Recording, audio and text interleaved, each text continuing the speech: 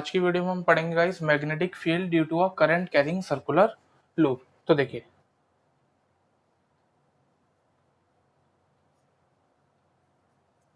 Magnetic field due to a current carrying circular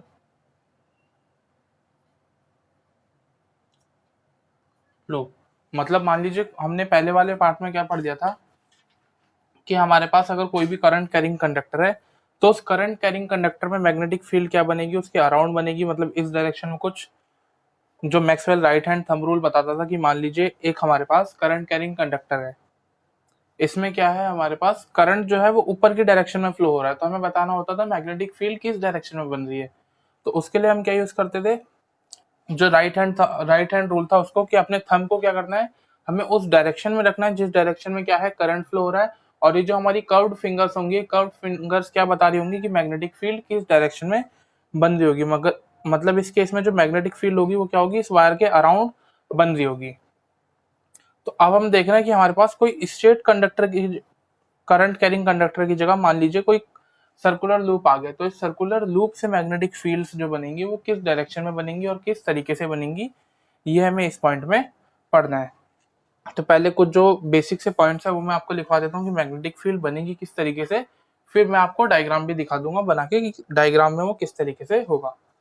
तो सबसे पहले कह रहा है it can be represented by concentric circle at every point. मतलब मान लीजिए एक करंट कैरिंग सर्कुलर लूप है, इस लूप के कारण हमें इस पर्टिकुलर पॉइंट पे बताना है कि इस पर्टिकुलर पॉइंट पे जो मैग्नेटिक फील्ड होगी वो किस तरीके से बन रही होगी।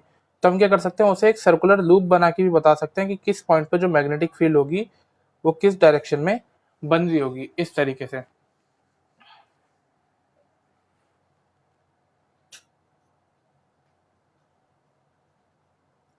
Concentric circular loop. Second point में हमें कह रहा है circle become larger and larger as they move away. मतलब जैसे जैसे हम दूर जाते जाएंगे, मान लीजिए हमारे पास करंट कैरिंग लूप है, तो इस लूप से जैसे जैसे हम दूर जाते आएंगे, डिस्टेंस को बढ़ाते जाएंगे, तो पास पास पे क्या होगा, हमारे पास जो पास में पॉइंट्स होंगे उन पे सर्कल क्या बनेंगे, मैग्नेटिक फील्ड के छोटे छोटे बनेंगे। लेकिन जैसे जैसे हम दूर जाते आएंगे वो जो कंसेंट्रिक सर्कल होंगे वो सर्कल क्या होंगे, धीरे धीरे करते करते बड़े हो जाएंगे, इस तरीके से। मतलब जितनी ज्यादा ज्यादा हम दूर जाएंगे उस टाइम क्या हो रहा होगा, जो उसके सर्कल्स होंगे कंसेंट्रिक सर्कल्स, वो भी धीरे धीरे क्या होंगे और ज्यादा लार्जर एंड और लार्जर होते जाएंगे।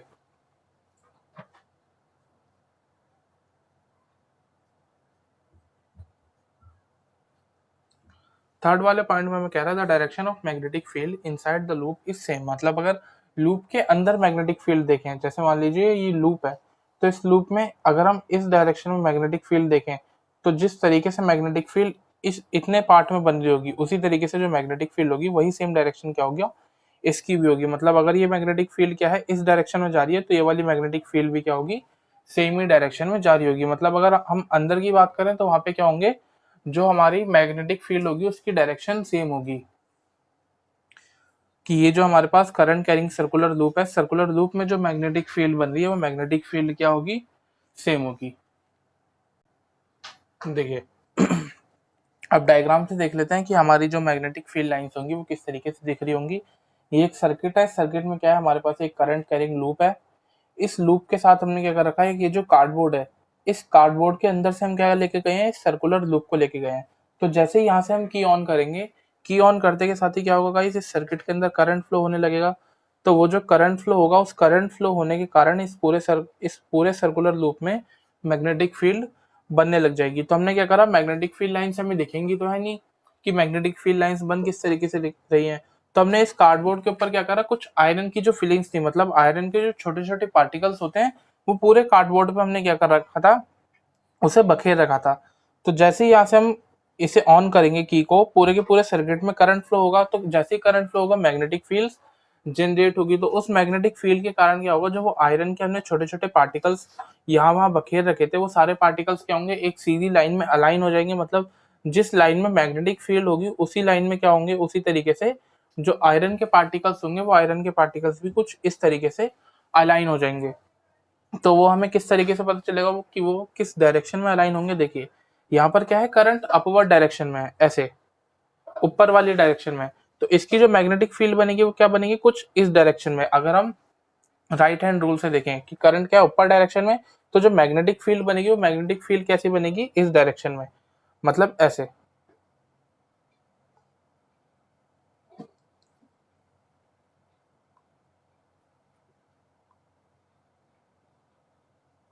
उसकी जो डायरेक्शन होगी वो कैसी होगी गाइस, इस तरीके से होगी।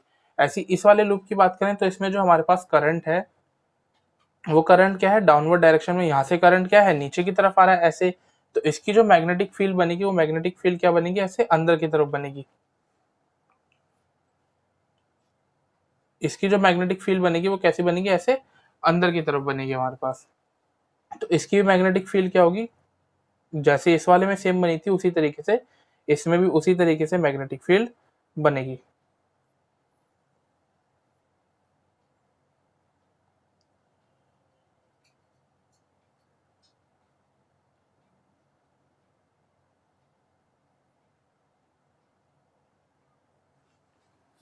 तो ये जो हमारा डायग्राम होगा वो कुछ इस तरीके से दिखेगा कि जैसे ही हमने क्या करा, करंट को ऑन करा, मैग्नेटिक फील्ड्स ने क्या करा, जो इसमें आयरन फिलिंग को हमने रख रखा था उस आयरन फिलिंग के साथ, वो आयरन फिलिंग क्या हुई, मैग्नेटिक फील्ड के साथ अलाइन हो गई और हमें क्या दिखे, कुछ कंसेंट्रिक सर्कुलर लूप्स दिखे। और जैसे जैसे हम डिस्टेंस में दूर जाते आ रहे हैं वो लूप क्या हो रहे हैं, लार्जर और ज्यादा लार्जर, मतलब बड़े और ज्यादा बड़े होते जा रहे हैं। तो ये था हमारे पास magnetic field due to a current carrying circular loop. मतलब एक सर्कुलर लूप के कारण जो मैग्नेटिक फील्ड बनेगी वो हमेशा क्या होगी, एक कंसेंट्रिक सर्कल बना रही होगी। और जैसे जैसे हम उसमें डिस्टेंस में दूर जाते रहेंगे वो जो उसके सर्कल्स होंगे वो सर्कल्स और ज्यादा साइज में बड़े होते रहेंगे। अगला हम देख लेते हैं magnetic field pattern in a current carrying solenoid.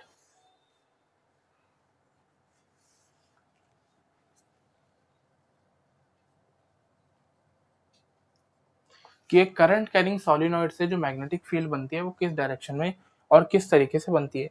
तो उससे पहले हमें पता होना चाहिए कि जो सोलिनॉइड होता है वो सोलिनॉइड होता क्या है। तो सोलिनॉइड हम किसी भी एक ऐसे स्ट्रक्चर को बोल सकते हैं जिसकी जो लेंथ हो वो लेंथ बहुत ज्यादा बड़ी होनी चाहिए उसके एरिया ऑफ क्रॉस सेक्शन से।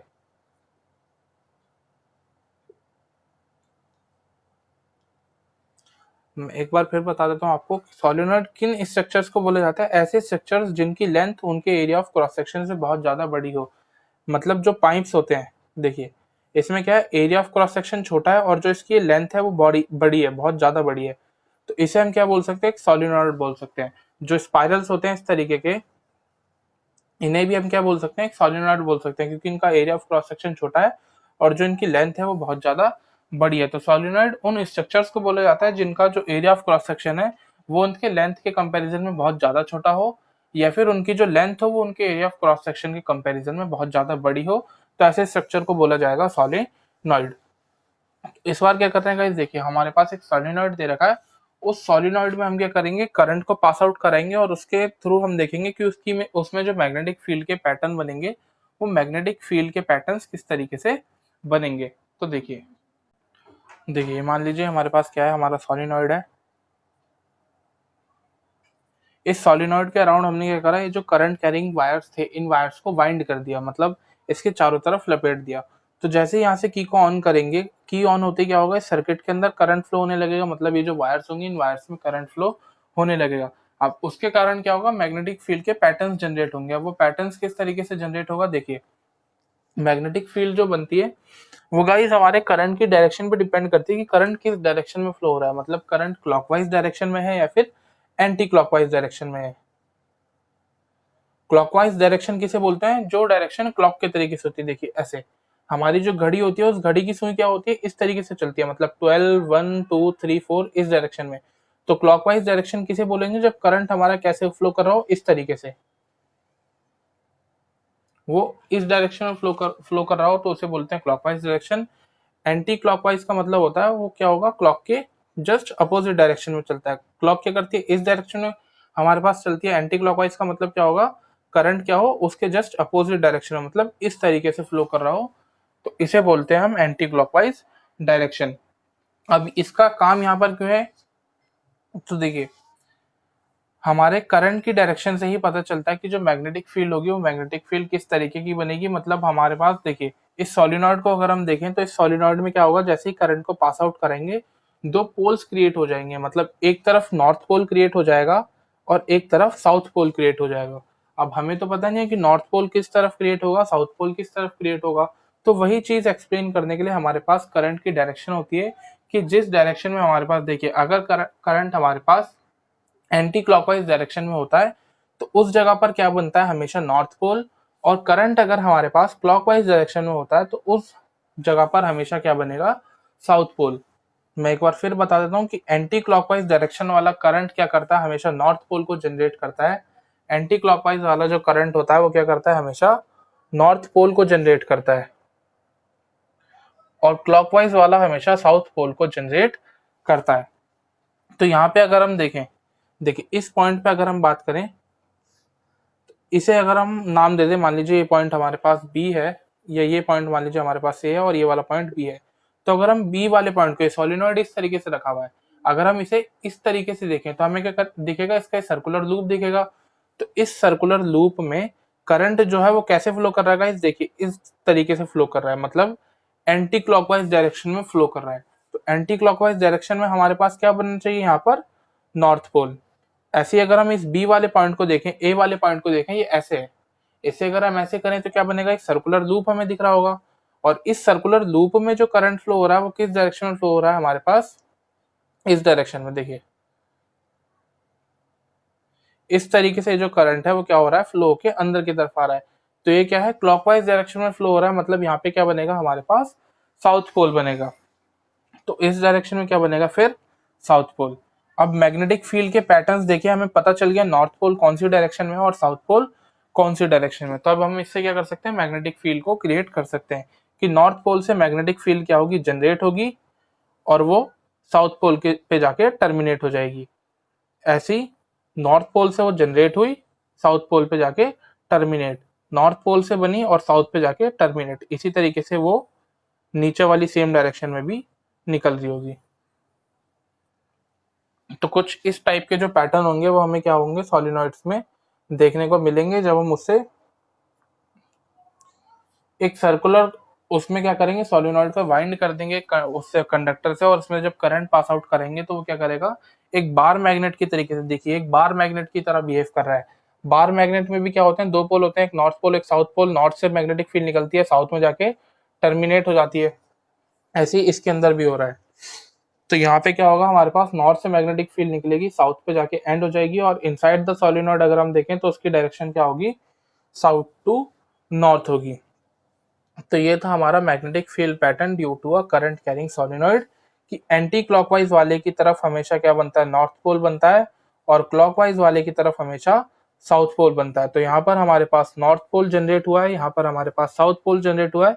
नॉर्थ पोल से मैग्नेटिक फील्ड निकल के साउथ वाले पोल पे एंड हो रही है। तो इस तरीके का जो पैटर्न है, मतलब बार मैग्नेट में जिस टाइप की मैग्नेटिक फील्ड बनती है उसी टाइप की मैग्नेटिक फील्ड हमारे पास सॉलिनॉइड में से जब हम करंट पास आउट कराते हैं तो क्रिएट होती है। अगला जो टॉपिक है वो अगला टॉपिक है, देखिएगा इस हमारे पास इलेक्ट्रोमैग्नेट की। इलेक्ट्रोमैग्नेट हम बोलते किसे हैं, और इलेक्ट्रोमैग्नेट्स के यूज क्या क्या होते हैं।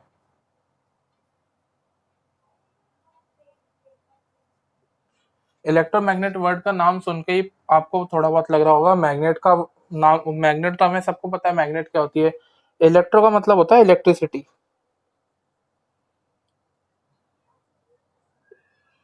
तो इलेक्ट्रोमैग्नेट का मतलब क्या है, एक ऐसी मैग्नेट जिसे जो हम कैसे क्रिएट कर सकते हैं, इलेक्ट्रिसिटी को पास आउट करा के जब हम मैग्नेट को क्रिएट करते हैं तो उसे बोलते हैं इलेक्ट्रोमैग्नेट। मतलब किसी भी मैग्नेट को, या फिर किसी भी, देखिए इलेक्ट्रोमैग्नेट उन मैग्नेट्स को बोला जाता है, ये एक तरीके से टेम्परेरी मैग्नेट्स होती है हमारे पास। ये टेम्परेरी मैग्नेट्स होती हैं और इन्हें हम क्रिएट कैसे कर सकते हैं, किसी भी चीज के अंदर से करंट इलेक्ट्रिसिटी को पास आउट करा के हम इलेक्ट्रोमैग्नेट्स को क्रिएट कर सकते हैं। लेकिन ये स्ट्रांग बहुत ज्यादा होती है। ऐसा नहीं है गाइस ये टेम्परेरी है तो ये स्ट्रांग नहीं होगी, नहीं, ये स्ट्रांग बहुत ज्यादा होती है। बस ये क्या है, टेम्परेरी इसलिए बोल रहे हैं कि जब तक उस पर्टिकुलर चीज में से करंट फ्लो होता रहता है तब तक तो वो मैग्नेट की तरह बिहेव करेगा, लेकिन जैसे ही हम इलेक्ट्रिसिटी को उसमें से फ्लो करवाना रोक देंगे तो वो मैग्नेट की तरह बिहेव नहीं करेगा। इसलिए इसे मैग्नेट इलेक्ट्रोमैग्नेट हम बोल रहे हैं कि जब तक इलेक्ट्रिसिटी पास आउट होती रहेगी हमारा जो सब्सटेंस होगा वो मैग्नेट की तरह बिहेव करता रहेगा, लेकिन जैसे ही इलेक्ट्रिसिटी पास आउट होना बंद हो जाएगी वो हमारे पास नॉर्मल एक जो मेटल था उसी मेटल की तरीके से बन जाएगा। तो इसलिए हम इसे टेम्परेरी मैग्नेट भी बोलते हैं कि जितनी देर तक इलेक्ट्रिसिटी पास आउट कराएंगे उतनी ही देर तक वो मैग्नेटिक प्रॉपर्टी शो करेगा, उसके बाद वो मैग्नेटिक प्रॉपर्टी शो नहीं करेगा। अब बात है इलेक्ट्रोमैग्नेट हम बनाते किस चीज से। तो देखिए, एक सोलिनॉइड होता है हमारे पास, इस सोलिनॉइड के ऊपर हम क्या करेंगे, बहुत सारी वाइंडिंग्स कर देंगे सॉफ्ट। इस सोलिनॉइड के ऊपर ही हम क्या करेंगे, जैसे हमने अभी भी पढ़ा था, इस सोलिनॉइड पे हम क्या करेंगे, किसी भी करंट कैरिंग कंडक्टर की वाइंडिंग कर देंगे। तो जब हम इस करंट कैरिंग कंडक्टर में से करंट को पास आउट करेंगे तो ये क्या करेगा, सोलिनॉइड एक मैग्नेट की तरीके से बिहेव करने लगेगा, इसमें मैग्नेटिक फील्ड जनरेट हो जाएंगी। तो उस कंडीशन में हम इसे बोलते हैं कि इलेक्ट्रोमैग्नेट। कि एक सोलिनॉइड था, सोलिनॉइड के ऊपर हमने क्या करा, बहुत सारे आयरन कोर या फिर कोई भी जो हमारे पास कॉपर का करंट कैरिंग कंडक्टर था उसे लपेट दिया। तो जब इसमें से करंट पास आउट होगा ये सोलिनॉइड क्या करेगा, मैग्नेट की तरह बिहेव करना शुरू कर देगा, मैग्नेटिक प्रॉपर्टी शो करना शुरू कर देगा। तो उस कंडीशन में हम इसे क्या बोलेंगे कि ये एक इलेक्ट्रोमैग्नेट बन चुका है। अगर इसकी स्ट्रेंथ की बात करें तो स्ट्रेंथ बहुत ज्यादा होती है। स्ट्रेंथ जो होगी वो इसकी एक बात पे डिपेंड करती है कि जितने ज्यादा नंबर ऑफ टर्न्स हम लेंगे, मतलब हमारे पास जो सोलिनॉइड में हमने वायर लपेट रखा है, जितने ज्यादा इसके नंबर ऑफ टर्न्स होंगे उतनी ही ज्यादा इसकी जो स्ट्रेंथ होगी वो इंक्रीज होगी। मतलब नंबर ऑफ टर्न्स अगर हमारे पास बहुत ज्यादा है तो जो इलेक्ट्रोमैग्नेट बनेगी उसकी स्ट्रेंथ भी बहुत ज्यादा होगी। अगर नंबर ऑफ टर्न्स बहुत कम है तो जो हमारे पास इलेक्ट्रोमैग्नेट बनेगी वो उस इलेक्ट्रोमैग्नेट की भी स्ट्रेंथ बहुत ज्यादा कम होगी। अब बात आती है कि इन इलेक्ट्रोमैग्नेट का यूज कहाँ पर होता है, मतलब ये किन किन चीजों में यूज होती है। तो जब भी मान लीजिए हमारे पास बहुत बड़ा एक आयरन का सब्सटेंस है, मान लीजिए इसका मास कितना है, 1000 किलोग्राम का। तो ये सब्सटेंस बहुत ज्यादा भारी है, इसे नॉर्मली तो हम उठा नहीं सकते, कि क्रेन्स वगैरह से हमने क्या करा, चैन वगैरह लगा के इसको उठाया और उठा के एक जगह से दूसरी जगह ट्रांसपोर्ट कर दिया। ऐसे करने में तो बहुत ज्यादा एनर्जी लगेगी और बहुत ज्यादा पैसे भी खर्च होंगे। तो हम क्या करेंगे, वहां पर एक ऐसी इलेक्ट्रोमैग्नेट्स का यूज करते हैं। वो इलेक्ट्रोमैग्नेट्स क्या करेंगी, मान लीजिए इसके ऊपर एक इलेक्ट्रोमैग्नेट लगा रखी है हमने, आपने कार्टून्स वगैरह में देखा होगा, टीवी वगैरह जब देखते होगे। मान लीजिए इसके ऊपर हमने क्या करा, एक इलेक्ट्रोमैग्नेट को लगा दिया। तो जैसे ही हम इलेक्ट्रिसिटी को ऑन करेंगे इस इलेक्ट्रोमैग्नेट में क्या होगा, मैग्नेटिक फील्ड क्रिएट होगी। अब वो मैग्नेटिक फील्ड क्या करेगी, इसे अपनी तरफ खींच लेगी।